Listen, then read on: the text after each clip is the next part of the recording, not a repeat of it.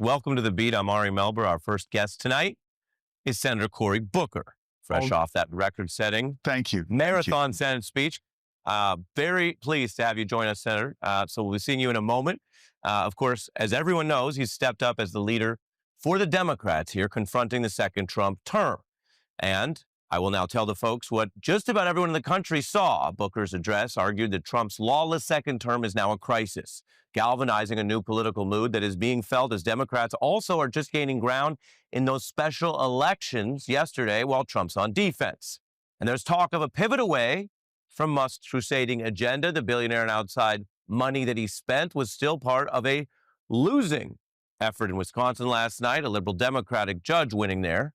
President Trump now approaching his 100-day mark with, frankly, few wins, a few losses, no major bills passed, zero, and mounting outrage and a revolt that has spanned red and blue America.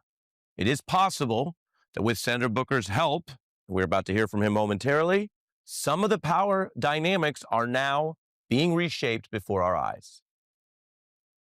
It appears that voters in Wisconsin are all out of love for Elon Musk. A major blow to President Trump and Elon Musk. Elon Musk, simply put, is an unpopular guy. He is political poison. This was viewed as one of the first major political tests for President Trump and his coalition. This result in Wisconsin is a huge, huge defeat for Elon Musk. There are few people in American public life who are as underwater in terms of the way the American public views them as Elon Musk is. Consequences, results. And this is supposed to be the, quote, honeymoon period. There are still laws of gravity in politics. The winning candidate in President Trump is supposed to do best in those first 100, 200 days. It's when they have momentum. And I guess this is the high point by that political math. That's what Senator Booker and others have started to do here in changing the energy. As for those quick election specifics in Wisconsin, it was that liberal candidate, Susan Crawford, who faced down the most expensive judicial election ever and didn't just win, she romped by 10 points, improving on the Democrats' presidential margin in that same state by 11 points from November. Or Trump's adopted home state of Florida. The special elections were held in MAGA districts, including one held by firebrand Matt Gaetz. Republicans did win, but the Democrats surged there yesterday, as you may have heard. But have you heard it put like this? The math is they improved by 16 and 22 points in those districts since November, overperforming.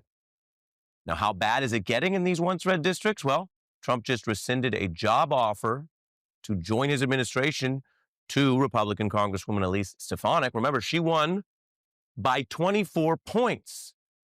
But the idea of having her join the administration means another special election, and Trump advisors started beginning to sound alarms about how that, with 24-point swing, was still a potential vulnerability. It could be another loss for Republicans as they hold a narrow 7-seat margin in the House. All this election news comes after the reason why Senator Booker is about to join us. On the Senate floor, Cory Booker spoke for 25 hours and 4 minutes. He now has broken the record for the longest such speech in Senate history. He has galvanized attention on many issues, including what he says is the self-inflicted unlawful crisis of this Trump presidency. Here's just some of how it went down. I rise tonight because I believe sincerely that our country is in crisis. The President of the United States is not king. I just want to tell you a question. Do you know you have just broken the record? Do you know how proud this caucus is of you? Do you know how proud America is of you? Cory Booker stepped up to the moment, and hopefully he will inspire more of this. This is a moral moment. It's not left or right, it's right or wrong.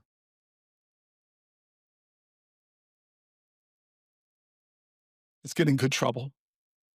My friend, Madam President, I yield the floor.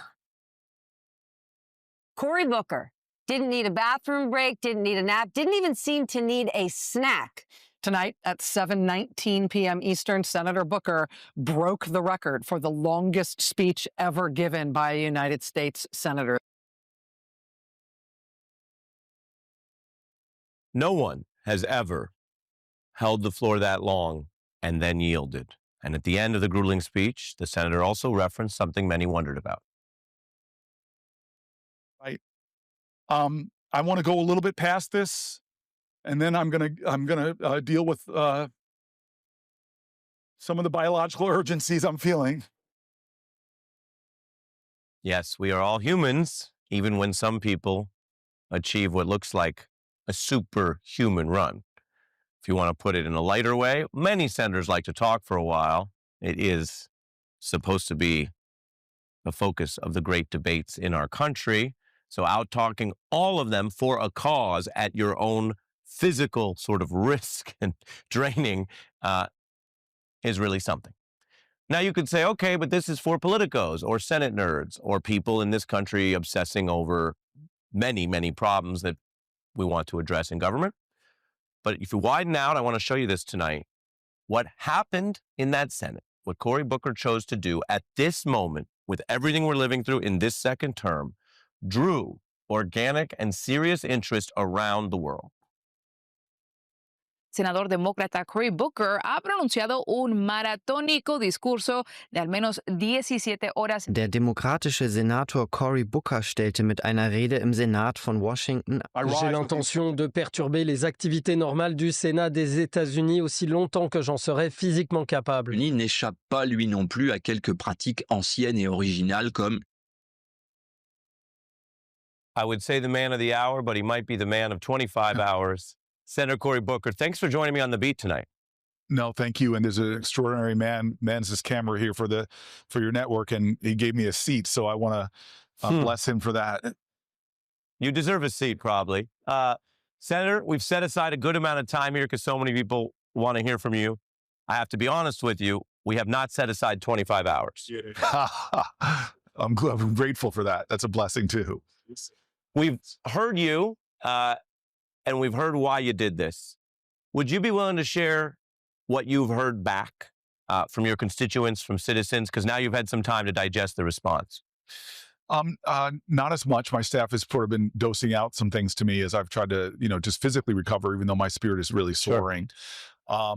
The gratitude from people whose voices I've elevated, who write to their senator with really personal, painful stories, to know that those people were in some ways affected by the fact that I read their letters and told their stories and talked to their pain and anger, that relieves me. I just want to make sure that I'm always respecting people who tell me about their challenges with Parkinson's or dementia or their challenges with disabled children.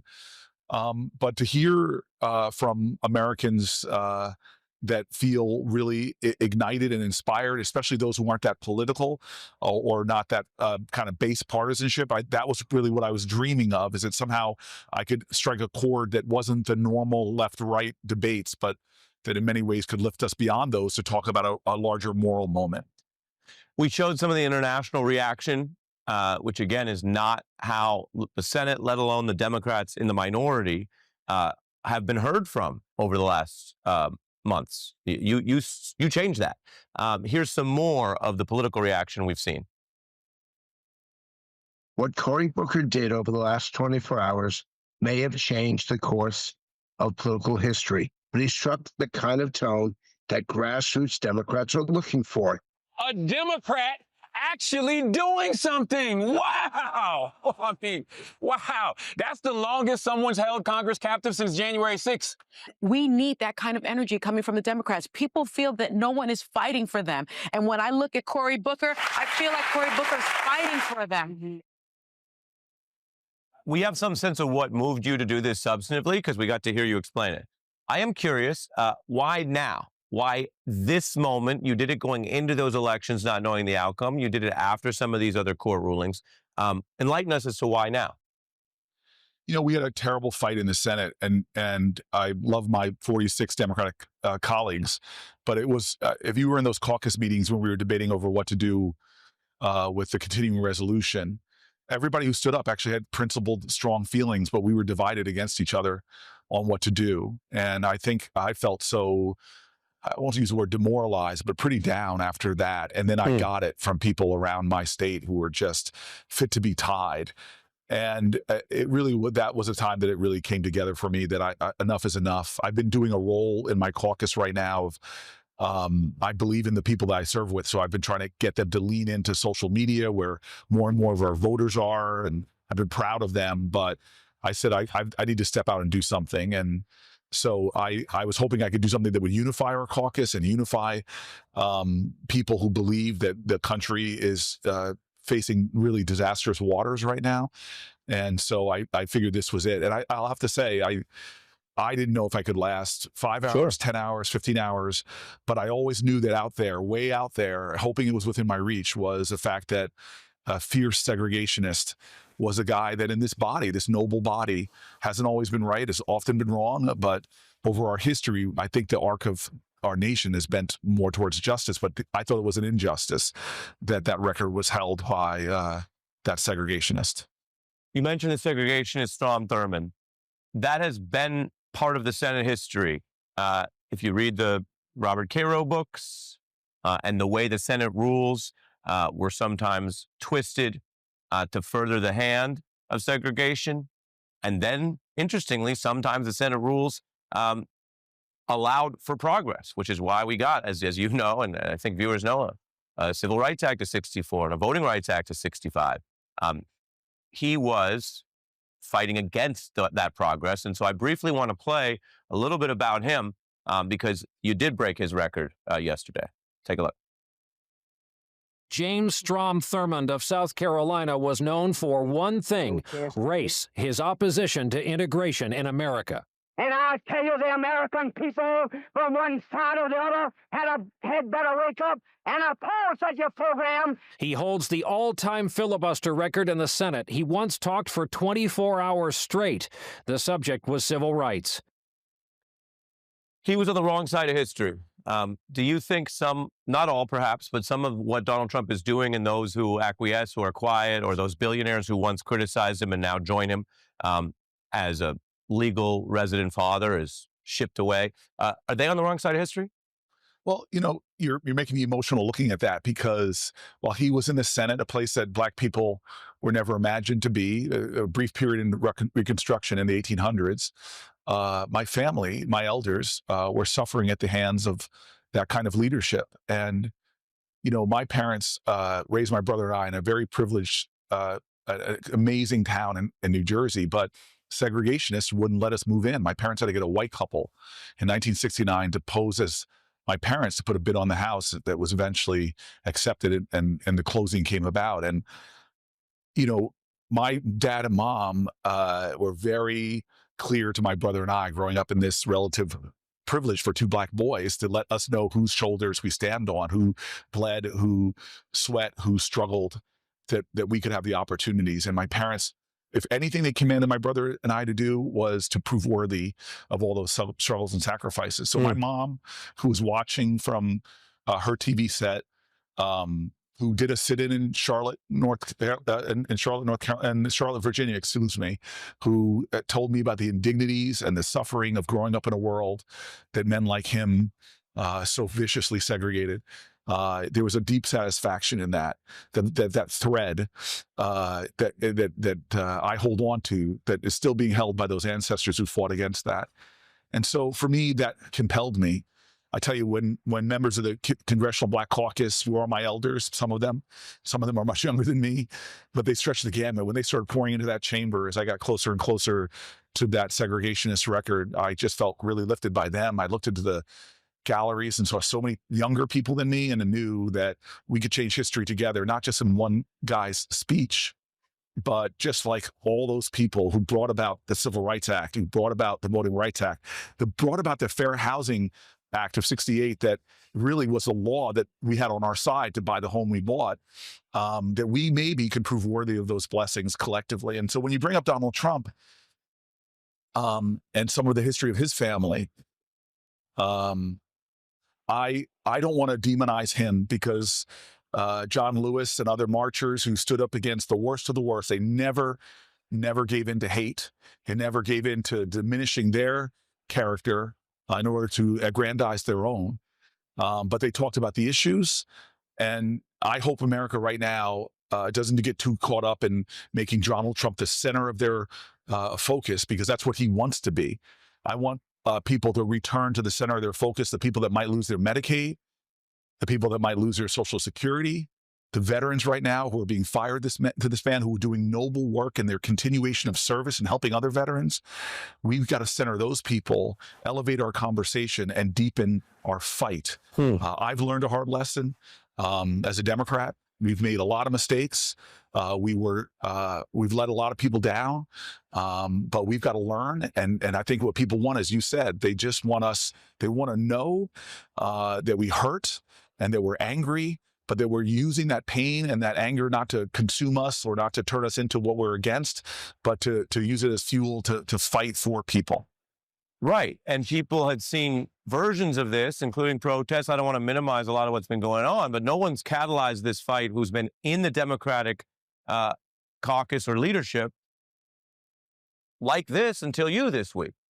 So when you hear the talk of, I know you, so I know how you're going to potentially be classy and pivot, but there's talk about whether you should be Senate leader for the Democrats. Are you open to that position in the future, or running for president again, while we see both the nation and part of the world say, oh, maybe this Cory Booker guy is the new face? Well, the Senate Democrats have a leader, and he's going to remain there. I have an election. New Jersey's got 2 big elections. We're like Virginia. We got this November. Yep. And then I have my reelection in 26, and that's why I've got this big state of New Jersey. I want New Jersey to know what my focus is and my priorities are, what they elected me to do. I'm fighting for them. I'll be back in my state doing rallies and town halls this weekend around the issues. But I want to just challenge you to let you know that maybe here in the Senate, a lot of us have, of my colleagues and I watch them fight. I watch the grit. I see some of the most amazing human beings. They came out last night for me, whether it was Chris Murphy, who stood with me that entire time, was in the Senate chambers, to Tammy Duckworth, riding in a wheelchair, who lost her legs in combat, to people out there. There's a woman in Iowa named Confirst who's been leading. She became a friend of mine when I did run for president. That woman is a fighter, and America may not be paying attention to her, but she is extraordinary. I can say this because we've had these conversations over the years, Senator. This is the classy deflection I was talking about. Because that's great. That's great, substantively. But there, again, my job's to talk to you and everyone else who comes on the show. There are a lot of folks who are saying, okay, Senator Schumer, you had your run. That's great. He's invited on the program. I've had him before. But as you know, we're not going to hide the ball here. There's a lot of conversations about whether over the next few years there should be new leadership. Before I let you go, you were on this program a while back, and we got to the end of the interview. You may not remember, especially after what you've been through this week. And you said, wait, where's my lyric? And I said, well, it's such a serious day, as it sometimes is. We didn't get to one. Well, I brought you one tonight, okay? Okay. Mace, who you remember, Harlem World, M.A. $E, on a track featuring the late, great DMX. If you had 24 hours to live, what would you do? And now I think we know the answer when it comes to you. Wow. That's deep. Well, I want you to know, before I went out there, there's a great gospel song called Stand. And it was one of them that I used to empower myself. And what was it called again? Stand? It's called Stand. S-T-A-N-D. Stand. And that was your pump-up music?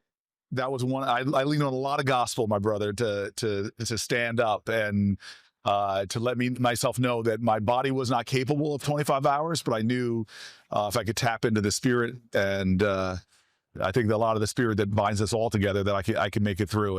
And so I'm just thankful to all the people that believed and sent me energy, and a lot of people who showed up who could, and I was able to stand. That is right on point. I love that it's gospel, given some of the themes you shared both in the speech and tonight. And Stand, for all those listening or watching around the country, is on Senator Booker's Spotify playlist, apparently. So we always love learning about the playlists. Senator, you've been very busy. I'm glad you got a seat after all that time standing. Thanks for joining us tonight. Thank you. Thank you, brother. Thank you. I appreciate you always. Senator Cory Booker, the man in the news, the man of the hour, 24 hours. Our thanks coming up. Jason Johnson on how this is all going and why Musk is a drag on not only the Trump agenda, but actual elections. Then we have what the Wall Street Journal says is the dumbest trade war ever. With major news today, we have another big guest. the governor of New York, Democrat Kathy Hochul, on why she says these tariffs are hurting some of the biggest economies in the country. I'll be back in 90 seconds.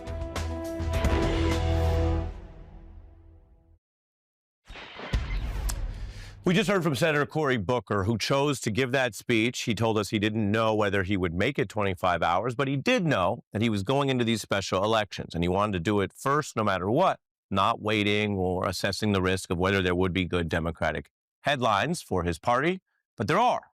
That Wisconsin win, a liberal judge, won easily and far beating the Democrats' performance just recently in November on the presidential level in the same state. Elon Musk spent $20 million. That cheesehead rally that he did there was not necessarily good political strategy. The judge he was supporting didn't even attend it. And that's continuing to make headlines today, while after the Democratic victory rally, Crawford, the winner, referenced Musk and echoed something she told us. As a little girl growing up in Chippewa Falls, I never could have imagined that I'd be taking on the richest man in the world. Elon Musk has a number of interests here. One of his companies, Tesla, has a lawsuit against the state of Wisconsin. Our courts are not for sale. We should not allow a seat on our Supreme Court to be bought. And we won. It's something of a MAGA backlash. And that's not just an observation or a statement from Democrats trying to get people excited. It is from Rupert Murdoch's Wall Street Journal, the sort of sister newspaper to Fox. You see it right there today. A Republican chair in Wisconsin said they're shocked. I thought Musk was going to be an asset. Maybe I have blinders on. Imagine that. While another local mayor says this race throws up a bunch of warning signs for the midterms. Musk helped get out the voters and that he may have turned out more voters against the very candidate he supported on the right. And now comes the reporting about whether Donald Trump wants to diminish Elon's role. Now, remember, there was already that blockbuster New York Times reporting about a cabinet clash where Musk seemed to be diminished or demoted. This is new, and it goes farther. The reporting is that Musk will, quote, leave soon, stepping back in the coming weeks from his current role. Politico reporting that the two have already discussed this in recent days. It'll soon be time for Musk to return to his businesses and take on a, quote, supporting role. In other words, a diminished or demoted role. I should tell you that while this is in Politico and tracks with some of that other reporting we've heard, the White House denies this new account. So, is Musk a problem? Is Musk on his way out? And will Jason Johnson explain it all to us on this busy news night? Well, the answer to the final question is yes, next.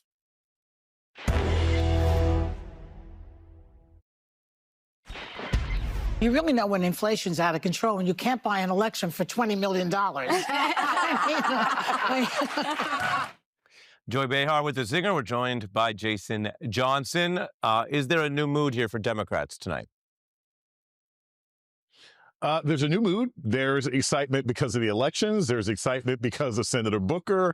There's excitement because you saw enthusiasm in pushing back against policies in Louisiana. This is a night that Democrats have basically been looking for since Donald Trump took office. It remains to be seen whether things can be learned from it and it can be repeated in important elections this fall, but it's been a good 24 hours. Yeah. Let's take a listen to a few more of those winning lines from Crawford. Wisconsinites fended off an unprecedented attack on our democracy. Wisconsins stood up and said loudly that justice does not have a price. My promise to Wisconsin is clear. I will be a fair, impartial, and common sense justice on the Wisconsin Supreme Court. He spent $20 million. As you know, Jason Hove said, if money talks, the whole world's about to hear me out. But that wasn't the case. And now he's gone quiet. The New York Times noting in a late-breaking story I have here, Musk normally posts, quote, incessantly online, but has said next to nothing about his loss. And the Times account says Musk's personal involvement backfired spectacularly. He actually became a powerful turnout machine for Democrats. Yeah. All right. The interesting thing here is that Musk got the 48 laws of power out of order, right? Number 6 is always court attention at all costs. But the problem is, number 1, you end up outshining the master, which is Donald Trump, who now has gone back and forth as to whether Musk will stay with the administration. But 2, you sometimes elicit anger and frustration from your enemies. And that's what Elon Musk did. The $25 million, the greater concern for me, look, Elon Musk has the money. That's not the issue. I think it's a reminder that we should be going back to conversations about campaign finance reform. Yep. But the fact of the matter is, he is not a motivator in the right way. And all the attention and all the cheeseheads and all the chainsaws blew up in his face. Yeah. And so when you see these reports that Trump both likes him as a heat shield and loves his money, but is floating now more than once a diminution, what do you see there? What I see is wishful thinking on the part of Democrats. I don't think Donald Trump is going to save America from Doge or Elon Musk. I think they are joined at the hip financially, politically, and culturally. I don't think that Elon Musk is going anywhere. And if he was somehow removed or exiled, a la Steve Bannon, he has so many tentacles into the functioning of our government today. I don't know if you can really ever make the man leave. So I think that's just talk for right now. But I think ultimately what's going to end up happening is there will have to be a conversation amongst Republicans as to whether or not this person who is obsessed with attention is going to hurt them out in campaign areas. Donald Trump can go places and rally people. Elon Musk goes places and people get angry at him and they fight against him, and Republicans end up voting for Democrats or voting for independents, et cetera, et cetera. That's a conversation Republicans are probably going to have very soon. Yeah, and the fact that people, I think, have now seen the infamous Cheesehead rally, the fact that the supposed recipient of that gift, that actual candidate, didn't attend, is telling. Jason Johnson, thank you. Yes. We have reporting coming up on Donald Trump's efforts to abuse government power, to punish law firms for who they represent, and the new tariffs. All announced today. They weren't our top story given other things going on, but they are a big story. The markets, the Wall Street Journal, a lot of conservatives say this could be the thing that does Trump in more than anything. We have the Democratic governor of New York, Kathy Hochul, next.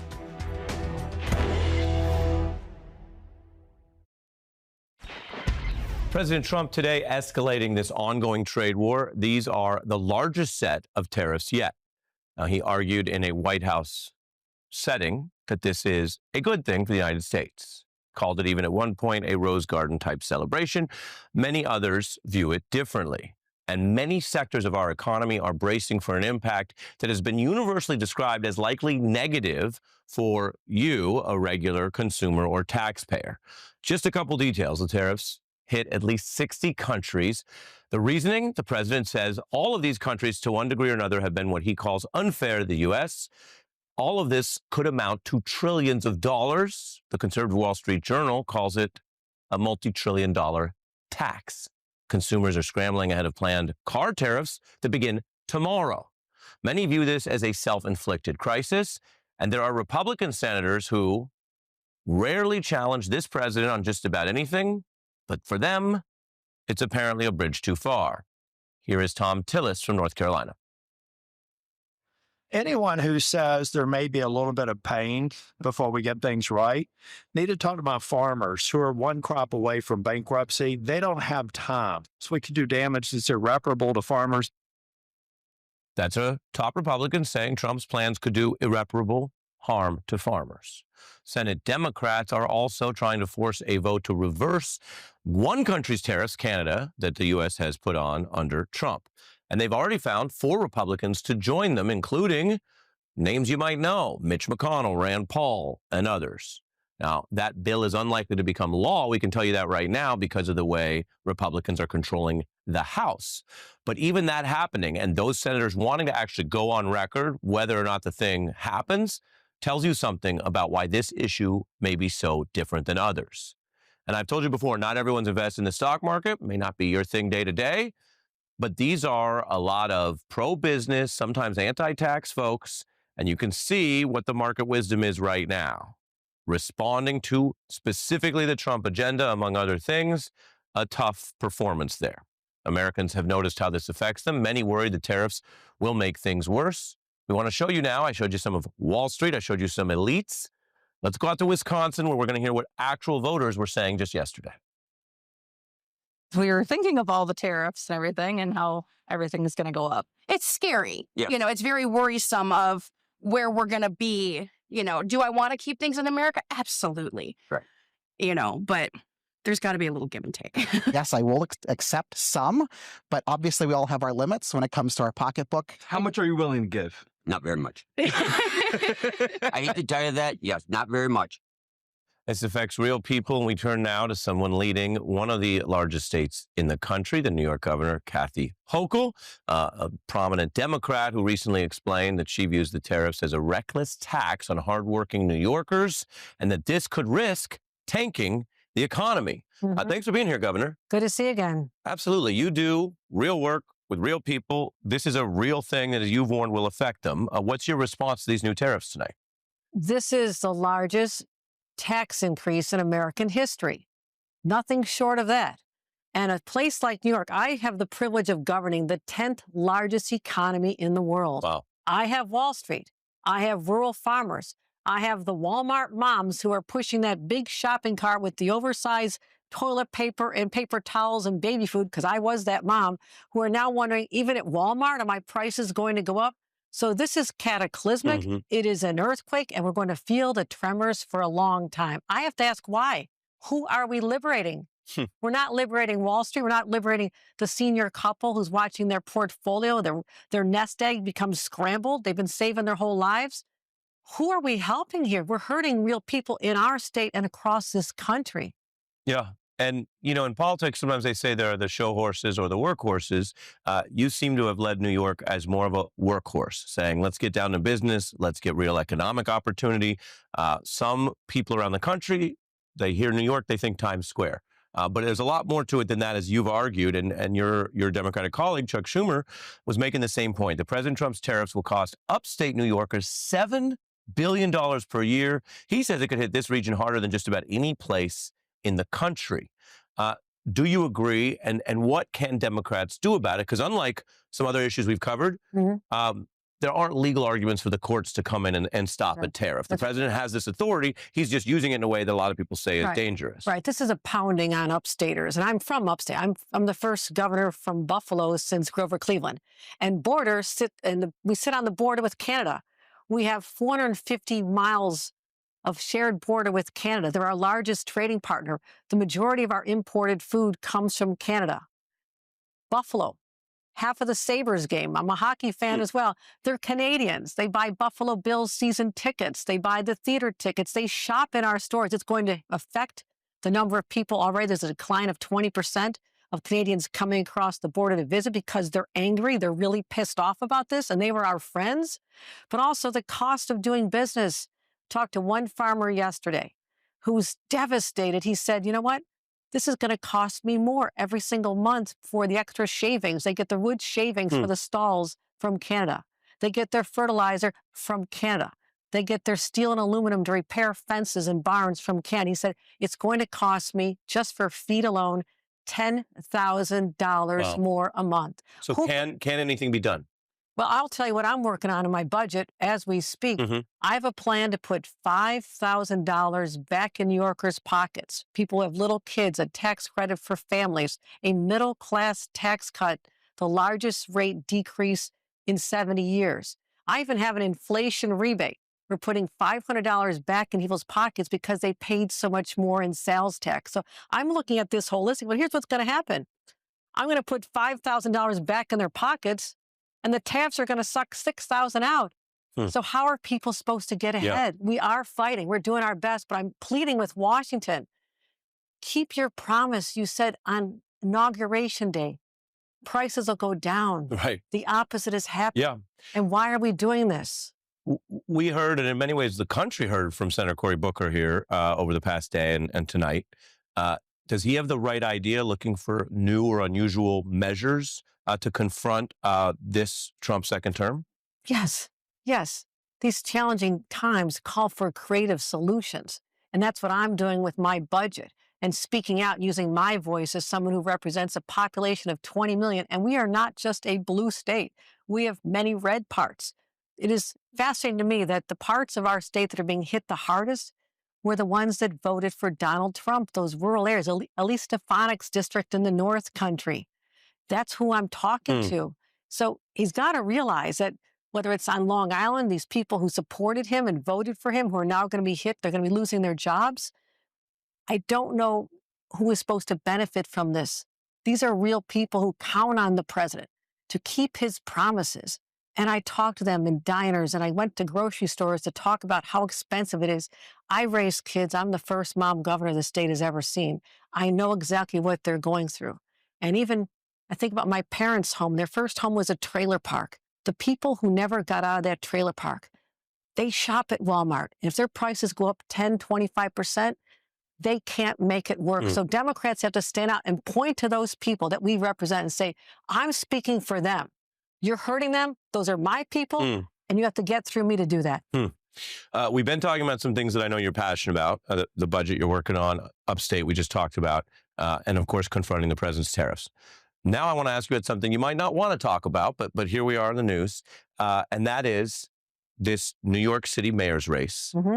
All around the country, people tend to know the mayor of New York, whether it's Rudy Giuliani or Eric Adams, who's had his recent controversies, and now someone that you're politically linked to, Andrew Cuomo, is running.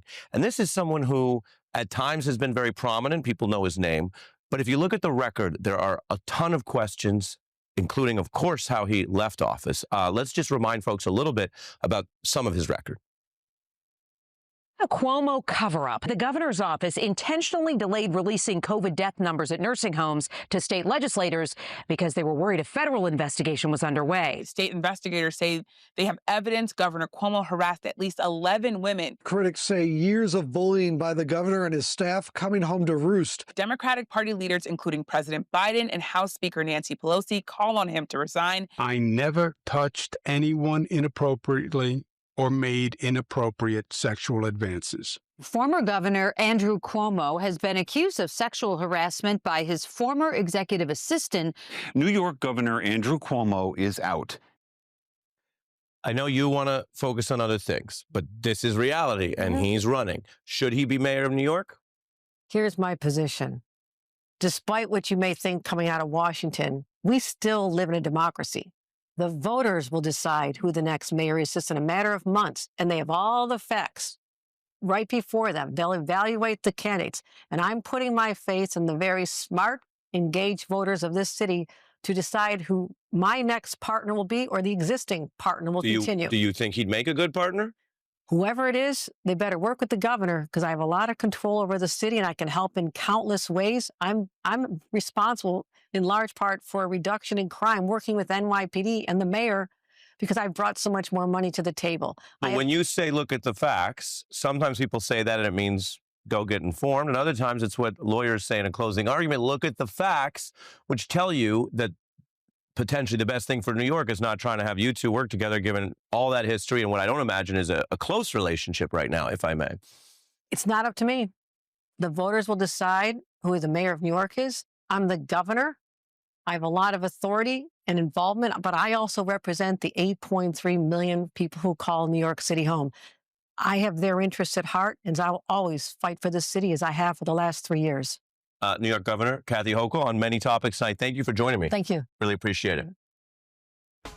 And when we come back, another senator putting in the fight. We'll explain.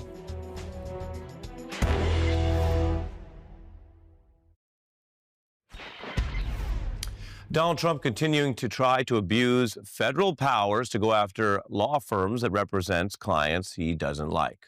And now, with that effort, he's gotten some acquiescence. 2 law firms, including one that actually employs his defeated foe's husband, Doug Emhoff, the former second gentleman, are cutting deals. There's been backlash, though, with these firms who literally legally fight for a living, it's like their thing, deciding to sit this one out and not even challenge what some other firms have said are likely illegal efforts here. Indeed, one firm that sued had some progress in saying that this was illegal targeting. We also heard from an associate who resigned over this just last week. The administration's been clearly telegraphing that they are trying to intimidate people out of doing much wider reaching representation. I realized that the window in which I could act before my firm or additional firms began bending the knee to the Trump administration was right then. That's an inside account from someone who decided when faced with a new choice, you go to a law firm, you wouldn't normally expect to have this challenge because presidents don't usually do this, but she said she wasn't going to bend the knee. Seasoned lawyer and former prosecutor who writes for Politico, and we sometimes have on this network, Ankush Kordori, says these firms exist to make money, ideally lots of it. They're generally not paragons of virtue, principle, or self-sacrifice. So that is, on the legal front, how Trump is trying to use these powers to pressure, intimidate, or dry up legal representation for people that he just disagrees with. Again, there's a lot of case law on this that suggests it's probably unlawful targeting. Then you have Democratic Senator Schiff, who is using his powers. He put a hold on the nominee for the D.C. U.S. Attorney. Another court loss as well in our legal update for you tonight is the Fourth Circuit rejected an appeal from the Trump administration trying to get more power for Elon Musk to intercede with your Social Security. Total it all up, I've told you we are going to follow this with everything else going on. The X's are many court setbacks and losses compared to a couple of wins. A lot going on. I always appreciate you spending time with us here on The Beat with Ari Melber. We had a lot of guests tonight. We learned more about Cory Booker's process, including his warm-up music for that historic speech, the gospel song Stand. I'll see you tomorrow night.